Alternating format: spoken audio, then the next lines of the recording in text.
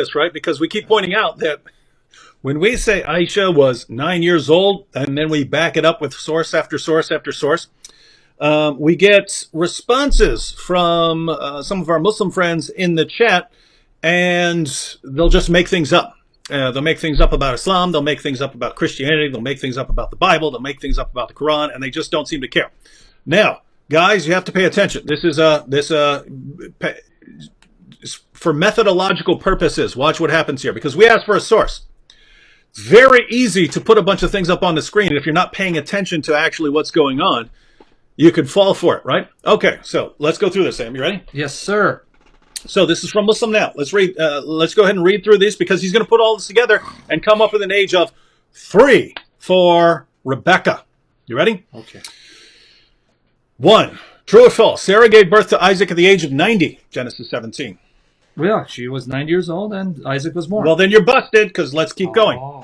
2. Sarah died at the age of 127, according to Genesis 23, 1 through 3. True or false? Okay, sure. Okay, aha. Ready.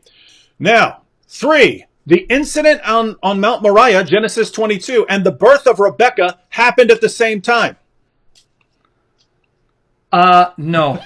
Yeah, where are you getting that from, dude? No. Yeah, where are you getting it from? Yeah. In fact, CP will take Shahada and say that Allah is Satan and Muhammad is his messenger. If you can show in Genesis 22 that it says Rebecca was born at that time. Yeah, now guys, see why I said you have to pay very careful attention, right? If the Assyrian Encyclopedia and Christian Prince don't immediately know what you're talking about when you say Rebecca was 3 years old, then it's probably, you should be thinking there's probably not evidence for it. And then we ask, now notice, guys, the reason I'm pointing this out is, notice when you put something like on this on the screen, someone might be looking at this and say, well, he's giving references there. He's giving references, so I guess he's making a slam dunk case here, right? Notice everything depends on number 3 there. The incident on Mount Moriah in Genesis 22 and the birth of Rebecca happened at the same time. When you go down to the bottom, next comment, when Isaac was 36 or 37 years old, same time when Sarah died, Genesis 23. The verses all looked together, tells us that Isaac was 37 years old when Rebecca was born. He's challenging us to read it. Look, friend, I will take Shahada. Okay, here you go. Okay. Okay. He wants to read Genesis chapter 22, 20 to 24. Let's read it. After these things, Abraham was told, Milcah has also borne children to your brother Nahor. Uz, his firstborn, Buz, his brother, Kamul, the father, Aram. Now watch what he did. Kesed, Hazo, Pildash, Jitla, and Bathul. This is amazing. This is amazing. No, it's 23. Deception. Okay. Yeah. Bathul became the father of Rebekah. Milcah gave birth to these 8 to Nahor, Abraham's brother. His concubine, whose name was Ruma, also bore Tiba, Gaham, Tahash, Mecca. He took a passage that talks about that Bathul, who's related to Abraham, was the father, became the father of Rebekah, and assumes it happened that moment. Yeah, he says, after these things, Abraham was told, yes, Milcah has also borne children to your brother Nahor. Yes. Then it goes into a genealogy. Yes. Then it starts giving the genealogy. So and then it mentions Bathul became the father of Rebekah, and then it mentions Milcah gave birth to these 8 to Nahor. So it mentions Bathul, who's related to Abraham, that he too had a child. Because why she mentioned? She's going to be important later in the narrative, because Rebecca is going to be the wife of Isaac. But if you just go to Genesis 24, for the life of me, David. Should we read it? Should we read a little bit of Genesis 24? Yeah, 24, read. As you read it, here's what I want to understand. How many 3-year-olds go and get water from a well and take care of flocks? Mm-hmm. How many 3-year-olds understand at the age of 3, this man is going to come and ask for my hand in marriage? Maybe in his world, in Islam's world, where you have talking trees and talking stones and food that talk, and Muhammad riding on an animal that's between a donkey and a horse, a mule, and ascends throughout the 7 heavens. Maybe in that world, in that sick world, right? Or when Satan stays in the upper part of your nose and you got to flush him out water, or stars or missiles that you hurl at jinn. In that world, 3-year-olds go to the wells, draw out water, and take care of flocks. Because I'm sure you had your 3-year-old son doing that too, right? Yeah, let's go ahead and read some of this. And guys, we're this isn't just nitpicking here, right? I mean, there's the point that's under discussion, but then there's the larger point, which is, why do they do this, guys, right? Yeah. We quote their sources, we tell them what's in their sources, we give them their sources, and then in response, they make up a bunch of stuff and try to misrepresent people that they claim to respect in the Bible, right? What is up with this religion? So let's just read a little bit real quick, and then we'll hand it back to CP. So this is from Genesis 24. The basic idea is Abraham said, go back to my homeland and get a daughter. I mean, get a wife for my son Isaac. So he sends his servant with some stuff. All right, so verse 10. Then the servant took 10 of his master's camels and departed, taking all sorts of choice gifts from his master. And he arose and went to Mesopotamia, to the city of Nahor. And he made the camels kneel down outside the city by the well of water at the time of evening, the time when women go out to draw water. And he said, O Lord, God of my master Abraham, please grant me success today and show steadfast love to my master Abraham. Behold, I am standing by the spring of water, and the daughters of the men of the city are coming out to draw water.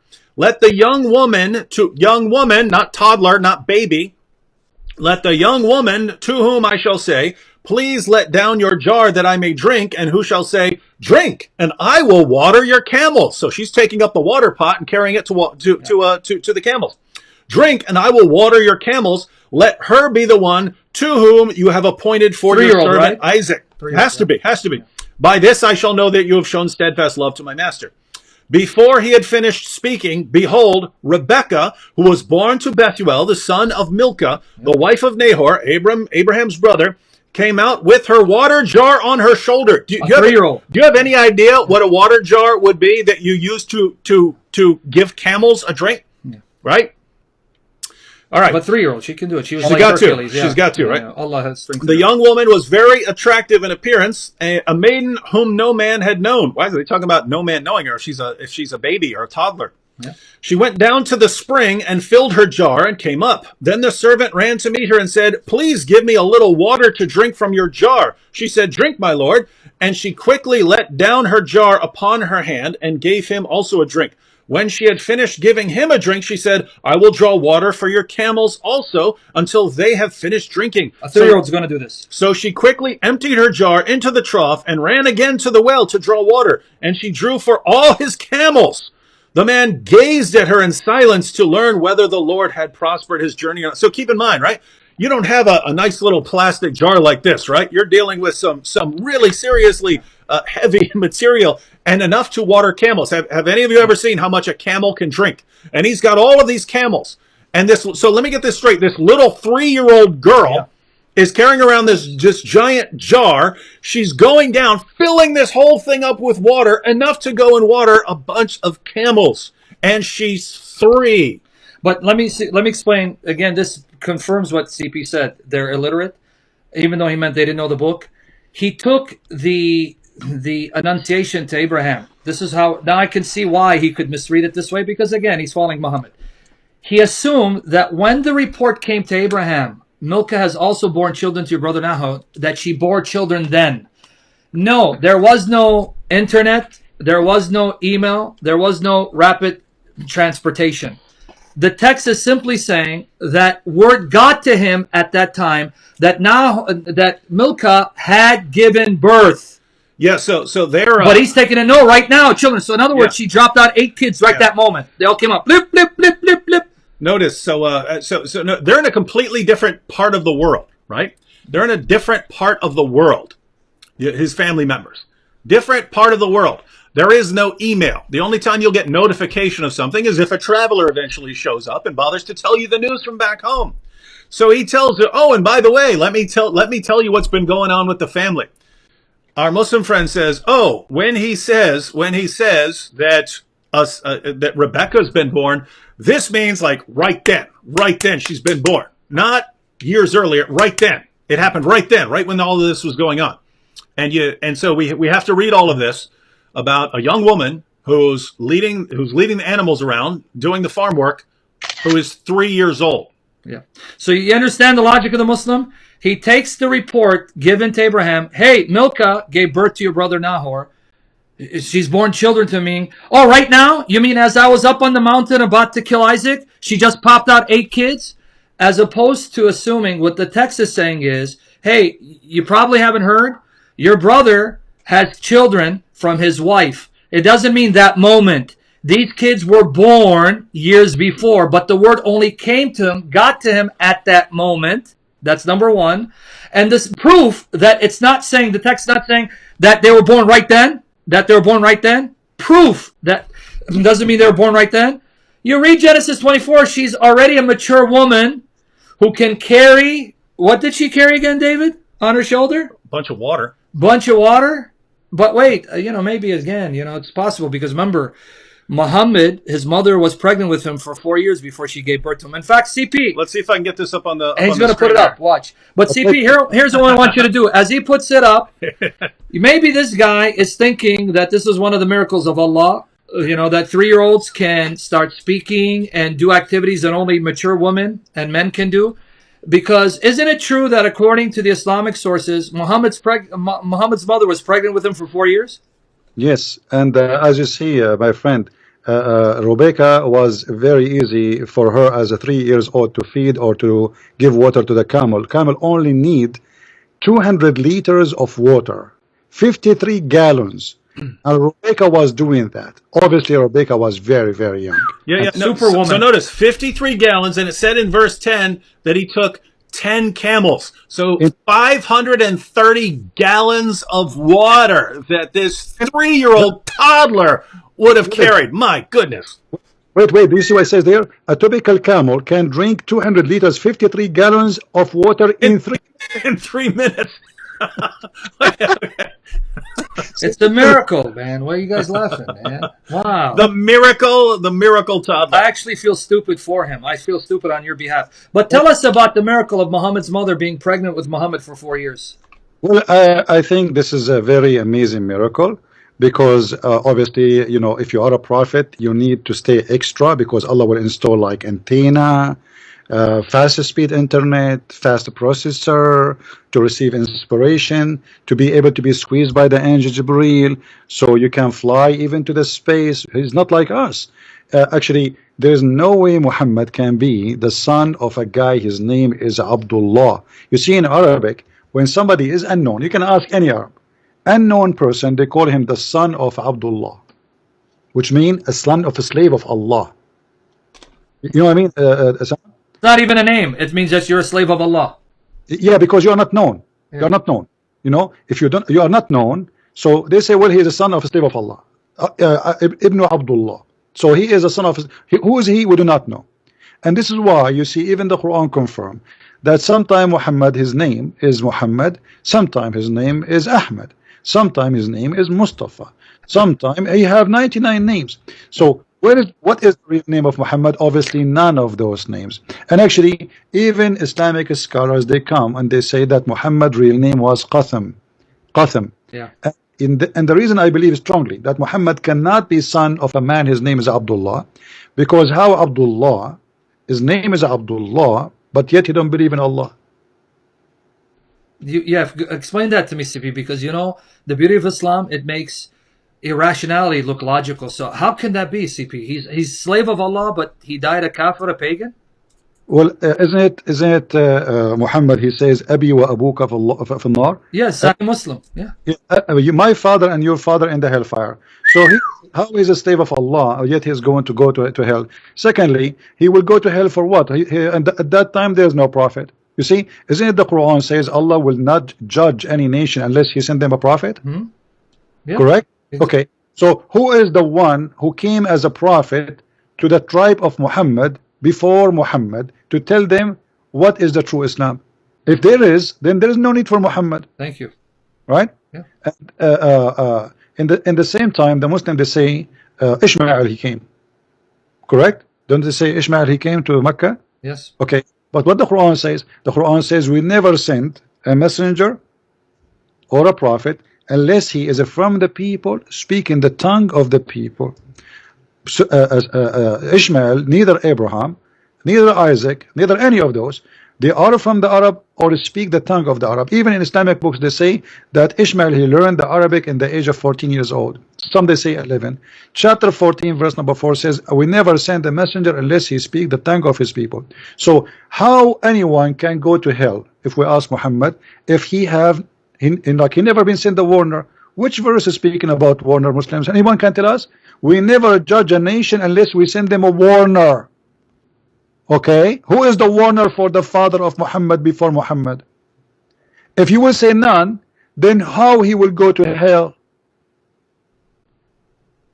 Precisely. By the way, CP, the Christians are still shocked. They're now expecting the next Marvel movie to be about Rebecca, because the 3-year-old Rebecca puts Captain Marvel to shame, She-Hulk shame, and Wonder Woman. So guys, the next Marvel movie is going to be about Rebecca, right? Because Rebecca, stronger than Superman, Wonder Woman, Captain Marvel combined. Captain Marvel ain't got nothing on Rebecca. This again shows you how desperate these people are. Like Sam O'Day says, do the math! Do the math! You see, she was born at that time. Let me repeat again. The point of Genesis 22, if you just read it, it's not saying... that's what I mean. They're not reading it. They're going to a website and cutting and pasting. Tell me you're not doing that, Sam O'Day. Of course he's doing Lie to me and tell me you're not just going to some website and cutting and pasting. Yeah. Because if you would read the text, that's not what it says. Yeah. It's not what it says. Let me emphasize for the Christians here. This is why I was taken back and I got shocked. Man, look, I go, serious? The text is saying that word got to Abraham. He's just repeating what we just went through. Let me but he's a different guy. Let me emphasize for the Christians. Christians, word, the only thing the text is saying is that word got to Abraham at that time.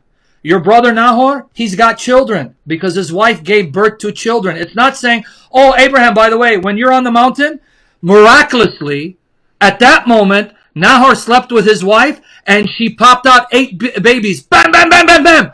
This is the miracle of Allah.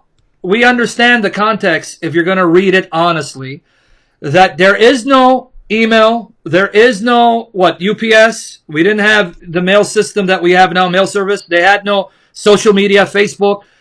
It takes time for word to travel. So all the text is saying, and if you understand why the text is saying it, because now that Abraham knows, hey, my brother has children, that means when Isaac gets mature enough, the age of marriage, I won't marry him off to a Canaanite. I can get him a wife from my father's house because now my brother has children. But it doesn't say she gave birth that moment. It says the report came to Abraham at that moment that his brother has children. Not he had children at that moment. But it's, again, an example of what we said. You guys are so shameless and so wicked and dishonest. It's got to be spiritual. The same spirit that possessed Muhammad, that evil spirit, is possessing you to pervert scriptures, but it's only humiliating you, your prophet, and your God. Yeah, guys, this is. I mean, I don't know how you can't get this right. It's saying a traveler came from a long, long, long way away, and he said, "Oh, and by the way, children have been born." The Muslims are reading that and going, "Oh, this means that she was born right then, so we can put this together." Not, "Hey, I'm giving you the news of your family because you haven't heard the news for many years because you left that land a long, long time ago. You left that land a long, long time ago. You haven't been there in decades. I'm telling you the news from your homeland." And they say, "Oh, it says Rebecca was born. That means right then that she's born right when this guy is speaking." This is amazing. I swear to you, I went like, how computer shuts down? I shut down for a second. That's why I was like, what? I don't know. And notice, guys, they're all doing this. We don't do this with your sources. We don't do this with your sources. Why do you do it with our sources? Because you have to? All right. Go ahead, CP. Go ahead, CP. Sorry, man. This is your time, but you see what the Muslims are doing. You have a clear source, not source, from Muslim books saying Aisha she was. If you can get us the same, feel free. Otherwise, you are just playing games, and it's a very stupid. It's not even mature. Pathetic. It's pathetic. By the way, just to go ahead, CP. Finish your point. I'm sorry. Forget about those children. I want to ask you. I don't know, David or Sami can help me. Yeah. When the Muslim, because we mentioned Ishmael and Abraham, they came to Mecca, correct? Yeah, that's what they say. Yeah, the Muslims say that. Yes. For me, verse number 34, chapter 4, please. Chapter 34, verse 4 of the Quran. Yes. Can you read for us and help me? I'm really confused here. Okay. I was going first. This verse is stopping me. So it's chapter 34, right? 34, 44. Okay, 44, because I said you said 34, 4. Okay, let me get it for you. 1 second, sorry. 34, 4, 44. Okay, now I'm going to read it. And we have given them no scriptures which they study, nor sent we unto them before you any warner. So who is it's just say there are no warners. Exactly. This is talking to Muhammad's people. So who is Ishmael then? Why Muslim they say to us Ishmael when there? Thank you. I want to make sure people got your point. Guys, understand what CP is saying. CP, how does this prove Ishmael could not have gone to Mecca? Connect it for us. Well, if there is no messenger came, then there's no messenger came. It's very simple. Who is the Arabian prophet before Muhammad? I challenge any Muslim to give us the name of the Arabian prophet. Who is he? Any Muslim can tell us? Nobody. The Quran says we never send a messenger unless in the tongue of his people. All right. Then we find that verse is saying that they don't have any messenger. You know. Yeah. So there is no messenger. It says that it's not me. And if you go to any tafsir, al-Tabari, whatever you want, it says we never send a messenger before you. Okay, so as long there's never have a messenger before you, so why you lie to us and you say Ishmael he was there? Why you lie to us and you say Abraham was there?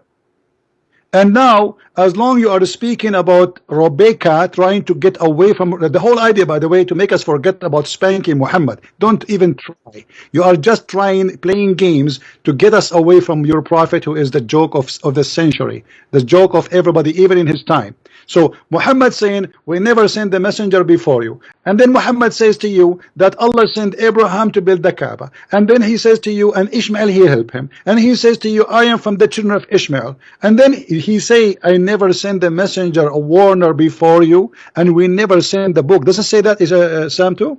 Yeah, exactly. Okay. So yeah. So right here, I can read it one more time. We have given no scriptures to them which they study, nor have we sent before you any warner. It's right there, 34:4.